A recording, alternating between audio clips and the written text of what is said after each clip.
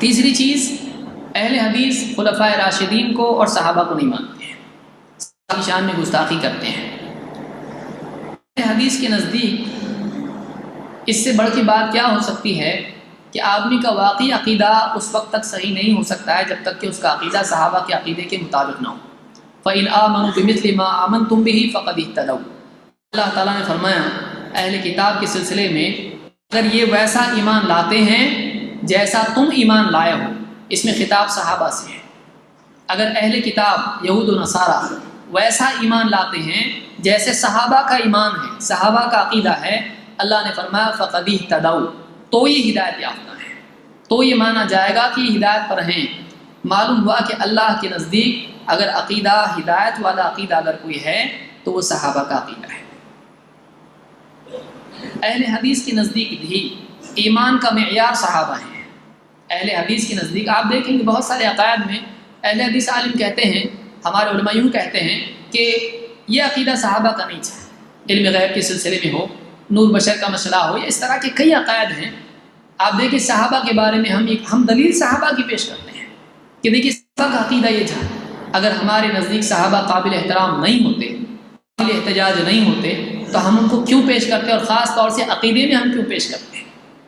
عقیدے میں صحابہ کو اگر دلیل کے طور پر پیش کر رہے ہیں تو یہ سب سے بڑی بات ہے کہ ہمارے نزدیک صحابہ قابل احتجاج ہیں، لہٰذا ہمارے نزدیک عقیدے میں صحابہ کا عقیدہ دلیل ہے، ہم صحابہ کے عقیدے کو حق مانتے ہیں۔ اور اگر آپس میں اختلاف ہو کہ نبی صلی اللہ علیہ وسلم کی احادیث کے فہم کے اعتبار سے عقیدے میں ہو یا عمل میں ہو، تو صحابہ نے مجموعی طور پر جس طرح سے عمل کیا اس کو ہم حجت تسلیم کرتے ہیں، ہمارے نزدیک صحابہ قابل احتجاج ہیں، دلیل ہیں۔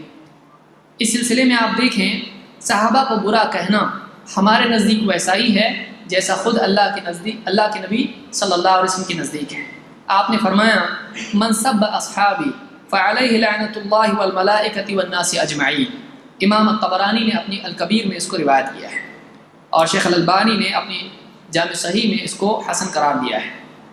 اللہ کے نبی صلی اللہ علیہ وسلم فرماتے ہیں جو میرے صحابہ کو برا کہے، برا کہنا گالی دینا، من سب اصحابی، جو میرے صحابہ کو برا کہے، فعلیہ لعنۃ اللہ والملائکۃ والناس اجمعین، اس پر اللہ کی لعنت، اس پر فرشتوں کی لعنت، اور اس پر تمام لوگوں کی لعنت۔